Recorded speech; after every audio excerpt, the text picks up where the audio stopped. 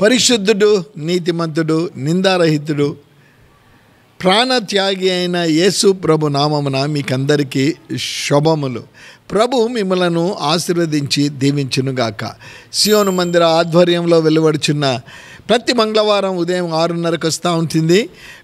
వెలువడుచున్న క్లుప్త సందేశాలకు మేము మిమ్మల్ని ఆహ్వానిస్తూ ఉంటున్నాం. మీకు దీవెనకరంగా ఉంటే మీరు చేయవలసింది, మాకు డబ్బు పంపించొద్దండి, ఏం చేయొద్దండి. ఒక 5 మందికో 10 మందికో మీరు పరిచయం చేయండి. ఈ పలానా మెసేజెస్ ప్రతి ఉదయం 6:30కు వస్తూ ఉంటుంది, వినండి క్లుప్త సందేశాలని. అప్పుడు మనం ఇతరులకు ఆశీర్వాదకరంగా ఉంటాము అన్న విషయాన్ని జ్ఞాపకం చేస్తూ ఉంటున్నాం. ఇది వారి యొక్క టైటిల్తో మీ మధ్యకు రావడం జరుగుతూ ఉంటుంది. మనవి అనేది ఇంగ్లీష్లో కొన్నిసార్లు రిక్వెస్ట్ అన్న మాట లేదా ప్లీడింగ్ అన్న మాట ఏదైనా కావచ్చు. చాలామందిని మనం మనవి చేస్తూ ఉంటాం, రిక్వెస్ట్ చేస్తూ ఉంటాం. జీవితంలో అది జరగాలి, ఇది జరగాలని. కొన్నిసార్లు కొంతమందికి ఏం అక్కర్లేదు, కానీ ఎండాకాలంలో దాహం అయితే మనవి చేస్తారు, రిక్వెస్ట్ చేస్తారు, ఒక గ్లాసుడు నీళ్ళు ఇస్తారా అని. చాలాసార్లు మనం ఆ విషయంలో కూడా కొన్నిసార్లు ఆ కార్యం కానీ ఈ దినం నేను మానవుని మనవి విని దానికి జవాబిచ్చే ఘనుడైన ప్రభువుని మీకు పరిచయం చేస్తూ ఉన్నాను. నేను ఇది కేవలం క్రైస్తవులకు ఈ వాక్యాన్ని నేను చెప్పటం లేదు, కానీ సర్వ సృష్టి మానవాళికి ప్రభు ఇస్తున్న మాటలు. చక్కని మాట ఉంటా ఉంది బైబిల్లో. 7వ అధ్యాయం 7వ వచనం. సువార్తలు 4 సువార్తలు ఉన్నాయి. మీకు వీలైతే ఎక్కడైనా చర్చ్కి వెళ్ళినా కానీ, మీరు ఎక్కడికి వెళ్ళినా మీకు అడగండి, న్యూ టెస్ట్మెంట్ కావాలి, కొత్త నిబంధన కావాలని అడగండి, అది ఫ్రీగా ఇస్తారు. దాంట్లో సువార్తలు ఉన్నాయి, మత్తయి, మార్కు, లూకా, యోహాను అన్న సువార్తలు. యేసు ప్రభు పలికిన మాటలు ఉంటున్నాయి. నరవతారిగా ఈ లోకానికి వచ్చి మానవుని రక్షించడానికి వచ్చి మానవుని పరమునకు చేర్చడానికి రక్తం చిందించబడాలి కాబట్టి దేవుడే నరరూపము దాల్చాడు కదా. చాలామంది నరులు దేవుని స్వరూపమేమో, దేవుళ్ళము దేవతలను చెప్పుకునే నరులు చాలామంది ఉంటున్నారు. కానీ మానవాళి కొరకు తన యొక్క సింహాసనాన్ని విడిచిన మహాగణుడైన ప్రభు మానవుని కొరకు తగ్గించుకొని నరుడుగా ఈ లోకంలో జన్మించాడు. ఈ లోకంలో ఉన్నప్పుడు ఆయన చాలా మాటలు ప్రజలకు చెప్పాడు. దేవుని రాజ్యాన్ని గురించి చెప్పాడు, మానవుడు ఏ విధంగా జీవించాలని చెప్పాడు, రాజ్యం ఉంది అని చెప్పాడు, మీ మనవులు నేను వింటాను అని చెప్పాడు. వీటిలో చక్కగా గుర్తుపెట్టుకోండి, 7:7 మత్తయి 7:7, మాథ్యూ 7:7. అక్కడ ఒక మాట అంటాడు, అడుగుడి మీకు ఇయ్యబడును. ఈ మధ్య ఒక గొప్ప దైవసేవకుడు ఆయన తన చరిత్రను రాస్తూ ఉంటే, బుక్ మీరు చూడండి అన్నప్పుడు చదువుతూ ఉంటే ఈ మాట ఆయన దాంట్లో లిఖితం చేయించాడు. దేవుడు నాకు ఆ వాక్యాన్ని జ్ఞాపకం చేశాడు. మత్తయి సువార్త 7వ అడుగుడి మీకు ఇయ్యుడు, తట్టుడి మీకు తీయబడును అన్న మాట అక్కడ కనిపిస్తూ ఉంటుంది. మనవి అంటే అడగడం. చాలామందిని మన జీవితంలో ఏదైనా కావాలని అడుగుతాం, కానీ కొన్నిసార్లు దాన్ని వారి ద్వారా మనము పొందలేకపోతూ ఉంటాం. కుటుంబంలో కూడా భార్య భర్తనే కావచ్చు, భర్త భార్యను కొన్ని అడగవచ్చు, వారు పొందలేని పరిస్థితులు ఉండవచ్చు. కానీ నేను ప్రకటిస్తున్న దేవుడు నరుని కొరకు ఈ లోకానికి వచ్చి ప్రాణం త్యాగం చేసి, తన ప్రాణాన్ని త్యాగం చేసి మరణించి పరలోకానికి వెళ్ళి తిరిగి రానంటున్న ఆ గొప్ప మహామహుని యొక్క మాటలని అడుగుడి అన్నమాట. Ask and it shall be given. That is the request. మనం అడగాలి, అడుగుతేనే కదా. పిల్లవాడు చిన్న పిల్లలు ఏడుస్తేనేమో ఆ ఏడ్చినప్పుడు వారికి ఒకవేళ తల్లొక్కది గుర్తుపడుతుంది ఎందుకు ఏడుస్తూ ఉన్నారు అని. కానీ మనం కూడా మన జీవితంలో మనకు కావలసినది ప్రభువు ఆయన ఎరిగి ఉన్నాడు. ప్రవక్తతో అంటాడు, ఇర్మియా ప్రవక్తతో, ఇదిగో నువ్వు గర్భమందు రూపింపబడక ముందే నేను నిన్ను ఎరిగి ఉన్నాను అని ప్రవక్తతో ప్రభు పలికిన మాట. ఆయన సర్వాధికారి కాబట్టి సమస్తము ఆయన ఎరిగి ఉంటా ఉన్నాడు. మనవి, రిక్వెస్ట్, అనేక మనవులు అడుగుతూ ఉంటాం, కానీ కొన్ని జరగకపోవచ్చు. కానీ ఎప్పుడైనా వచ్చావా? ఇవ్వగలిగిన శక్తి కలిగిన దేవుని దగ్గరికి వచ్చావా? ఆయన పేరే యేసు ప్రభు అండోయ్. సర్వలోకాధిపతి, సర్వ సృష్టికర్త ఆయన అంటున్నాడు, ఎందుకు అక్కడిక్కడ వెళ్ళిపోతావు? ఎందుకు నిరుత్సాహపడిపోతావు? ఎందుకు ఓడిపోతావు జీవితంలో? రా నా దగ్గరికి. అందుకే ఇదే మత్తయి సువార్త 11:28 అంటాడు, ప్రయాసపడి భారము మోయించిన సమస్త జనులారా నా యొద్దకు రండి, నేను మీకు విశ్రాంతినిస్తాడు. విన్నావా ఎప్పుడైనా మహాఘనుడైన ప్రభుని గురించి? మొరపెట్టవయ్యా, నీకు మనవి చేస్తే నువ్వు వింటావంట, జవాబిస్తావంట, అవసరతలు తీరుస్తావంట అని ఆయన దగ్గరికి వచ్చావు. రాలేదేమో. ఇది సజీవ లెక్కలో ఇప్పుడు వింటున్న నీవు సజీవ లెక్కలో ఉన్నావు. రేపు ఏమి సంభవిస్తుందో నీకు నాకు తెలియదు. కానీ ఈ దినం అడిగితే నీకు కావలసిన వాటిని ఆయన దయచేయగలిగిన తల్లి. మేము చాలా ఆమె హాస్పిటల్లో బాధలో వేదనలో ఆ యొక్క శరీరం అంతా ఆ యొక్క కురుపులు ఉంటా ఉన్నాయి. ఆమెకు ఎవరు చెప్పలేదు.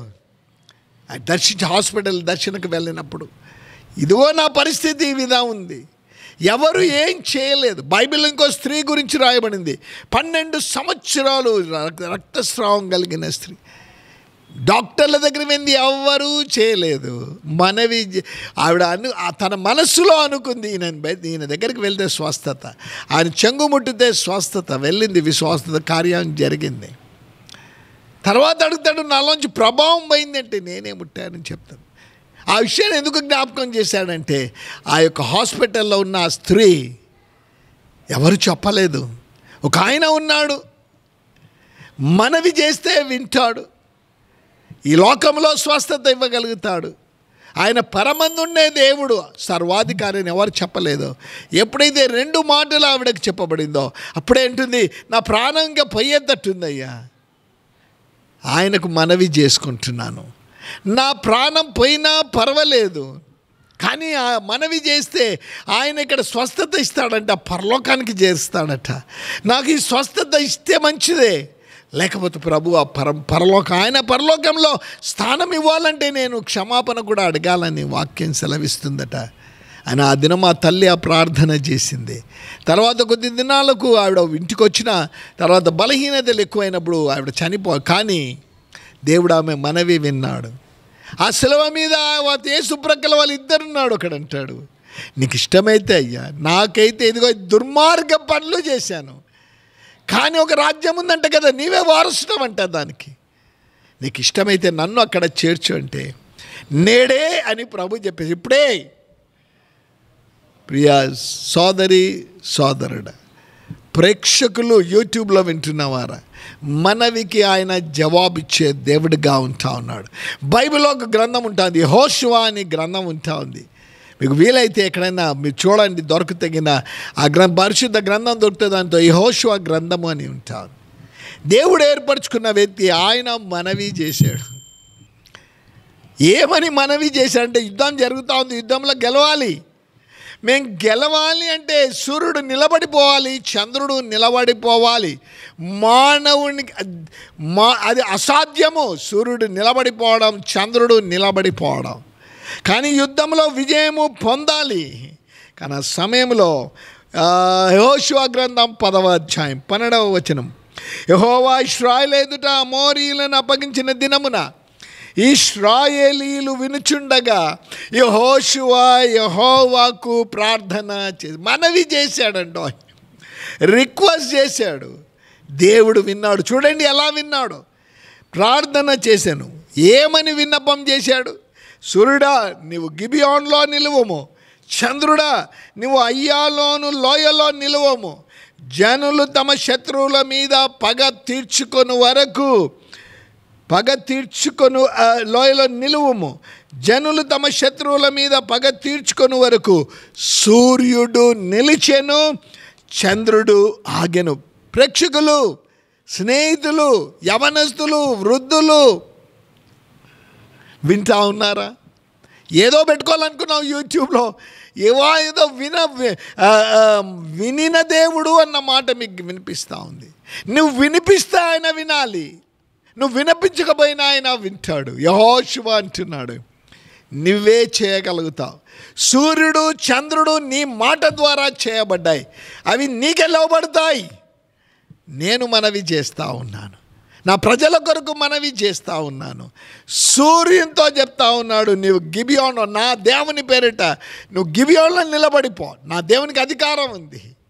చంద్రుడా నీవు అయ్యాలోన్ లోయలో నిలువమన్నప్పుడు సూర్యుడు నిలిచెను, చంద్రుడు ఆగెను. ఇంకో మాట ఉందండి 13వ వచనం. సూర్యుడు ఆకాశం మధ్యన నిలిచి ఇంచుమించు ఒక నాడెల్లా అస్తమింప త్వరపడలేదు. 14 యెహోవా ఒక నరుని మనవి వినిన ఆ దినము వంటి దినము దాని ముందే కానీ దాని తర్వాతనే కానీ ఉండలేదు. నాడు యెహోవా ఇశ్రాయేలు పక్షమున యుద్ధము చేసెను.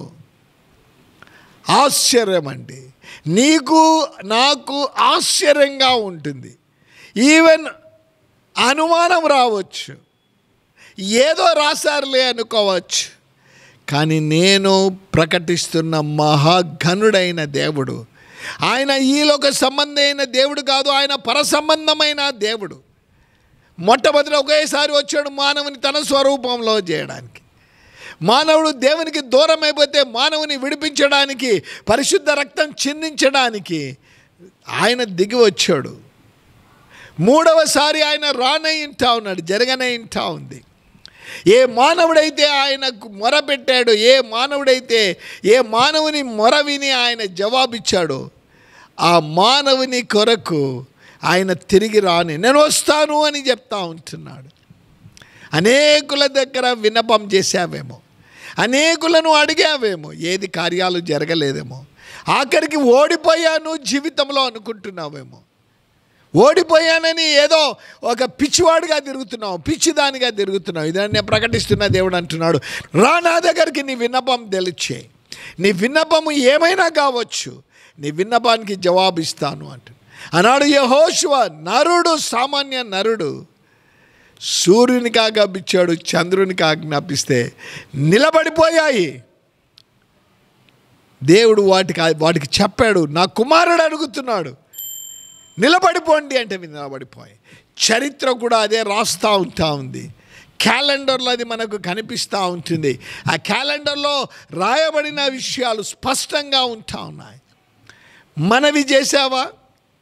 సర్వాధికారి దగ్గర నీ కుటుంబ సమస్యనే కావచ్చు, నీ బాధనే కావచ్చు, మనవి చేస్తున్నావా? చేయకుంటే ఎందుకు ఈ దినమే అయ్యా నీ దగ్గరకు వస్తున్నాను, మనవి చేస్తున్నాను. ఇప్పుడే విన్నాను యూట్యూబ్లో, మనవి చేస్తే వింటావట. యెహోషువ అనే మానవుడు మొరపెడితే సూర్యుని చంద్రుని నిలబెట్టేశావయ్యా. ఇదిగో నా విన్నపము. నా కుటుంబాల్లో కష్టాలు ఉన్నాయి, విన్నపం చేస్తున్నాను. నా హృదయంలో శాంతి లేదు, విన్నపం చేస్తున్నాను. మానసిక బాధలు ఉన్నాయి, విన్నపం చేస్తూ ఉన్నాను. ఎవరు లేరు, ఒంటరి వాణిని, విన్నపం ఇప్పుడే విన్నాను. వింటావంట, వినిపిస్తే వింటావంట, కార్యం సఫలం చేస్తావంట. ఇదిగో నా జీవితంలో అనేకమైన తప్పిదాలు చేశాను, వాటిని ఒప్పుకోవాలి. ఏదేదో చేస్తున్నా కానీ ఏమీ జరగటం లేదు. నీ దగ్గర విన్నపం చేస్తున్నాను, నన్ను క్షమించు. యెహోషువ ప్రార్థన విన్నావు నాయన, నా ప్రార్థన విను, నాకు జవాబు ఇయ్యి. శాంతి సమాధానం ఇస్తావంట, అయ్యా నాకు ఇవ్వు. ఆర్థిక సమస్యలు తొలగిస్తావంట, నా విన్నపము విను. ఇదిగో నాకు వేధింపులకు గురవుతున్న, అవమానాలకు గురవుతున్నా, ప్రార్థన విను, నాకు శాంతి సమాధానమే. నీ హృదయంలోనికి వస్తావంట, నేను ఆహ్వానిస్తూ ఉన్నాను. నా హృదయంలోనికి రా. ప్రియ ప్రేక్షకులు, ఈ ప్రార్థన నువ్వు చేయగలిగితే, యెహోషువ ప్రార్థన విన్న దేవుడు నీ ప్రార్థన కూడా వింటాడు, నీకు జవాబిస్తాడు. ఆశిస్తున్నావా ఈ దేవుడు నీ విన్నపం వినాలని? ఆశిస్తున్నావా విని ఆయన నీకు జవాబు ఇవ్వాలని? విశ్వాసం ఉందా? ఉంటే నాతో కూడా కలిసి ప్రార్థనలో ఏకీభవించండి. పరిశుద్ధుడైన ప్రేమ కలిగిన తండ్రి, వందనాలు, స్తోత్రం. 1000 సంవత్సరాల క్రితం జరిగిన సంఘటన తన ప్రజలను రక్షించుకోవడానికి యెహోషువ మీకు విన్నపం చేశాడు. విన్నపం చేస్తూ మీ ద్వారా సృష్టింపబడిన సూర్య చంద్రులకు ఆజ్ఞిస్తే నిలబడిపోయాయి. అది మీ శక్తి నాయన. ఈ దినం ఎందరైతే బాధ, వేదన, దుఃఖం, నిరుత్సాహంలో ఉండి నా మనవి వింటాడా దేవుడు అన్న అనుమానం ఉన్న వాళ్ళు ఎవరైనా ఉంటే వారి మొర వినమని ఎవరైతే యా నా మొర విను అని అడుగుతున్నారో తక్షణమే మీరు చేస్తారు. నాయన కృప దయచేయండి. ఎందరైతే ఈ దేవుడు నాకు కావాలి, ఈయన నా మనవి వినాలి అని ఆశిస్తున్నారో వారి విన్నపములను ఆలకించి జవాబు ఇవ్వమని యేసు నామమున ప్రార్థిస్తున్నాము తండ్రి. ఆమేన్. ప్రభు మిమ్మల్ని ఆశించి దీవించును గాక.